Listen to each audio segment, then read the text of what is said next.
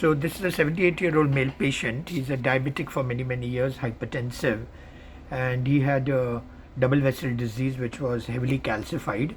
You see, this was just below the inguinal crease, and you can see how down the needle was. Therefore, we did an ultrasound guided puncture of the femoral artery, and this is the right coronary artery, which shows very severe calcified stenosis, both in the proximal segment and in the mid segment, which is like a calcified nodule.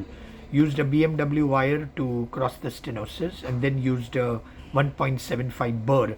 The burr would not go. In fact, initially we had tried an IVUS to study the calcium, but we could not advance the IVUS, and then I didn't want to pre-dilate, because I had the fear that if I pre-dilate even with a 2 millimeter balloon, and if there is a dissection, then I will not be able to use a rotablator.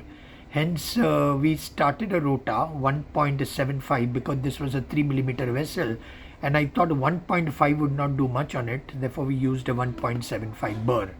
So this is after the 1.75 burr, but we went all the way down with the 1.75 burr. Little difficult to go on this floppy rota wire.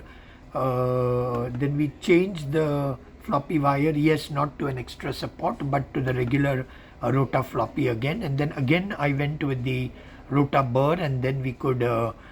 But if you see that even with the rota burr, the guide was coming out, hence we removed everything, changed over the wire, rota wire, and then this is a JR 3.5 guide, and this was the polishing run with this 1.75 burr. So this is the rota, and that was the final result after the rota ablation. The lesions look good, but still there is this feeling defect both in the proximal segment and the mid segment of this dominant right coronary artery. And if you see that this filling defect looks like a calcified nodule, ideally I should have done the OCT or an IVUS, but the catheters would not get mobilized. Then we did a rota and finally used a IVL.